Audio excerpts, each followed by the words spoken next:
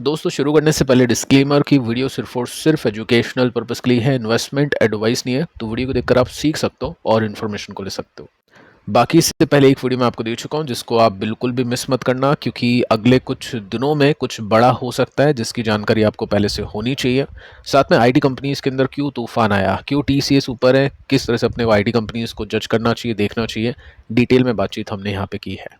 World में दोस्तों भारत का जो स्टॉक मार्केट है वो काफ़ी पीछे हो चुका है। आप देख सकते हैं 5वें नंबर पे था इंडिया का स्टॉक मार्केट, लेकिन अब ये 5वें नंबर से घट के 7वें नंबर पे आ चुका है। पहले 5वें से घट के 6ठे पे आया था और आज की डेट में आप देख सकते हैं 5वें से घट के 7वें पे आ चुका है। यहाँ पे आप सिंपली नोट कर सकते हैं कि साउथ कोरिया का जो स्टॉक मार्केट है और ताइवान का जो स्टॉक मार्केट है वो काफ़ी ऊपर चले गए। अब ऊपर चले गए तो उसमें कैसे इन्वेस्ट कर सकते हैं इन्वेस्टर, इन्वेस्टमेंट करना चाहिए या नहीं करना चाहिए, डेटा क्या कहता है, उसके ऊपर भी बातचीत होगी आगे चल के। अभी आप देख सकते हैं साउथ कोरिया और जो ताइवान का स्टॉक मार्केट है काफ़ी ऊपर जा चुका है। रीज़न क्या है उसके पीछे का? एआई लिंक सेमीकंडक्टर जो चिप्स होती है उसका प्रोडक्शन वो तेजी से करते जा रहे हैं, उसमें वो बहुत आगे इंडिया से। तो इस वजह से वो स्टॉक मार्केट काफ़ी ऊपर जा चुके हैं। पहले तो ताइवान ने इंडिया को बीट किया था, ताइवान का स्टॉक मार्केट इंडिया से आगे निकल गया था। उसके बाद में आप देख सकते हैं कि साउथ कोरिया का मार्केट भी आज इंडिया को ओवरटेक कर चुका है, इंडिया से आगे जा चुका है। वर्ल्ड का छठा सबसे बड़ा स्टॉक मार्केट बन चुका है, जहां पे कुछ टाइम पहले इंडिया था, अभी बन चुका है साउथ कोरिया। अब इसके पीछे का रीज़न क्या है? सबसे पहले देखिए दोस्तों, यहाँ पे दो बातें हम कर सकते हैं। पहली जो बात है हमने करी है एआई कंपनीज का अच्छा करना। सेकंड एक इंटरेस्टिंग फैक्ट मैं आपको दूंगा, कैपिटल गेन टैक्स के ऊपर। जो टैक्स है जो सरकार अपन से वसूलती है या जो बड़े इन्वेस्टर्स हैं उनसे सरकार जो टैक्स लेती है, जो भी हमको प्रॉफिट होता है उसका 12.5%, 20%, क्या ताइवान में वो है? उसको चेक कर लेते हैं। तो फर्स्ट आप देख सकते हैं जो इंडिविजुअल इन्वेस्टर्स होते हैं, जैसे आपके जैसे मेरे जैसे इन्वेस्टर्स होते हैं, कैपिटल गेन टैक्स वहां पे नहीं है, टैक्स फ्री स्टॉक मार्केट है। ताइवान ने कोशिश की थी कैपिटल गेन टैक्स लाने की 2013 में, लेकिन मार्केट का जो नेगेटिव रिएक्शन देखा उसके बाद में ताइवान ने कैपिटल गेन टैक्स को नहीं इंट्रोड्यूस किया।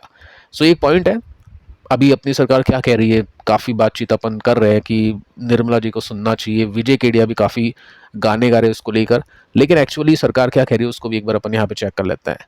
ठीक है, ताइवान का stock market tax free, capital gain tax वहाँ पे नहीं है। स्टॉक मार्केट पिछले एक साल में कैसे रिटर्न दे चुका है? 116% ऊपर। अब आप खुद देखिए, ये मैं जस्ट आपको इसलिए नहीं बता रहा हूँ कि वहाँ के स्टॉक मार्केट चल गए अपने पीछे हो गए, इसके पीछे कई सारे रीजंस हैं।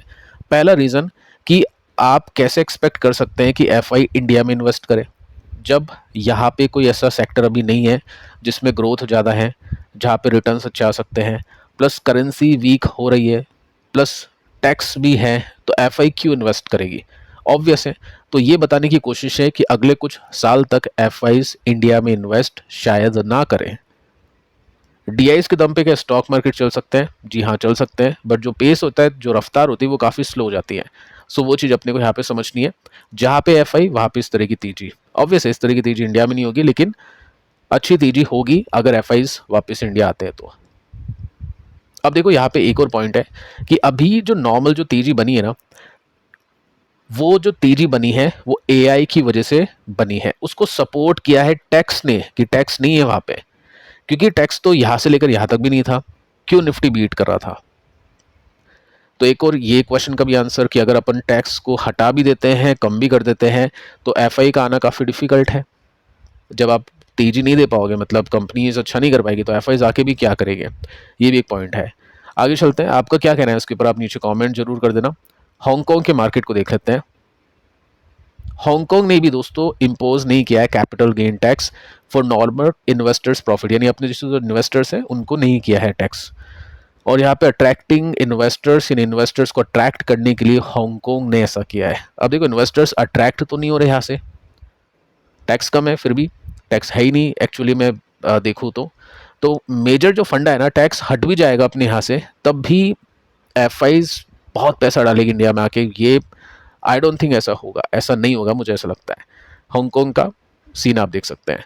अब दोस्तों बात करते हैं साउथ कोरिया की, जो भी इंडिया से आगे निकल चुका है। साउथ कोरिया थोड़ा सा डिफरेंट है।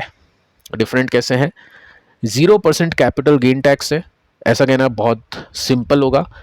अब यहाँ पे किया क्या है, साइज ऑफ होल्डिंग्स के हिसाब से टैक्स है कि अगर आप अमीर हो तो आपको टैक्स देना पड़ेगा, अगर आप नहीं हो अमीर, रिटेल इन्वेस्टर और नॉर्मल इन्वेस्टर्स हो जो अपनी रिटायरमेंट के लिए इन्वेस्ट करें, तो आपको टैक्स नहीं देना पड़ेगा। तो साउथ कोरिया के अंदर भी हम बोल सकते हैं टैक्स का जो मैटर है वो काफ़ी सिंपल तो नहीं है, लेकिन काफ़ी कम है रिटेल इन्वेस्टर्स के लिए।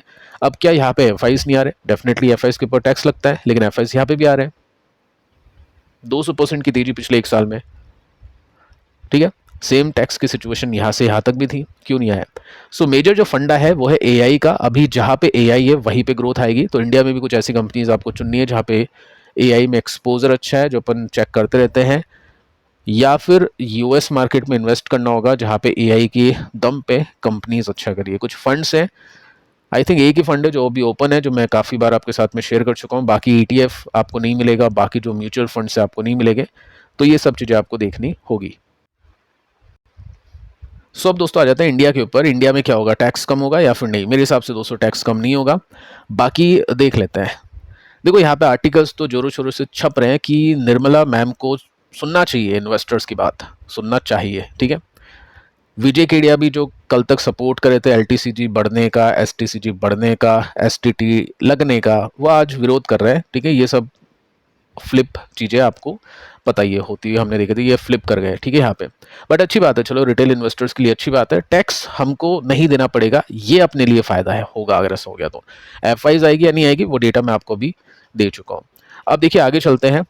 2 हफ्ते पहले एक आर्टिकल मैंने आपके साथ में शेयर किया था, ये प्रीमियम आर्टिकल है इसका, मिंट का, और इसमें आप सिंपली नोट कर सकते हैं कि इंडिया कैपिटल गेन टैक्स को कट नहीं करेगा फॉर FPI, ऑफिशियल्स ने ऐसा कहा है।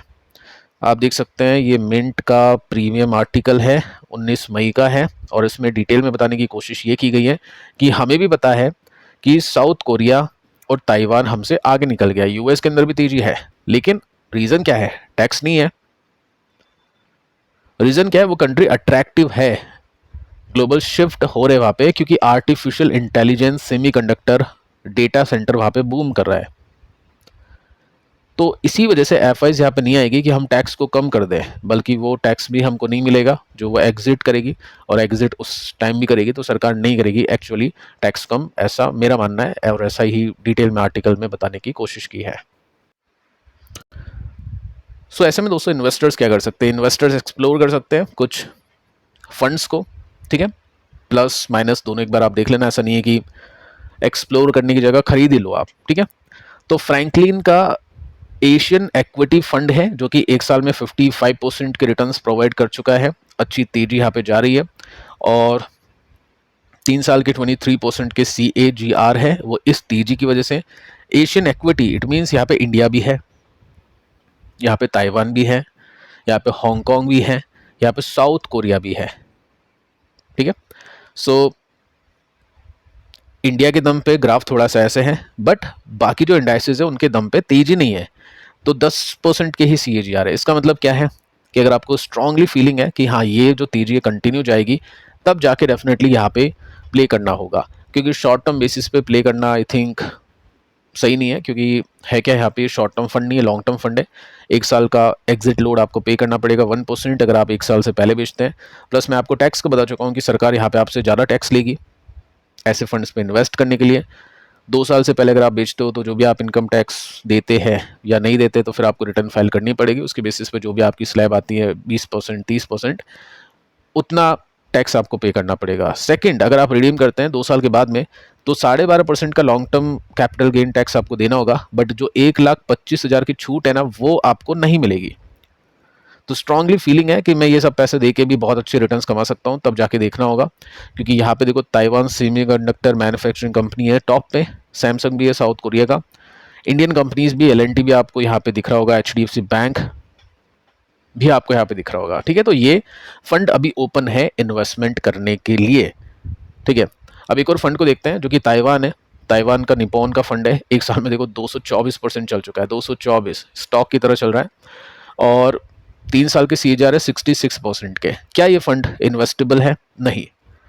वैसे तो कर सकते हैं करना चाहे तो, लेकिन सरकार ने रोक लगा दी है यहाँ पे कि आप इन्वेस्टमेंट इसमें नहीं कर सकते हैं।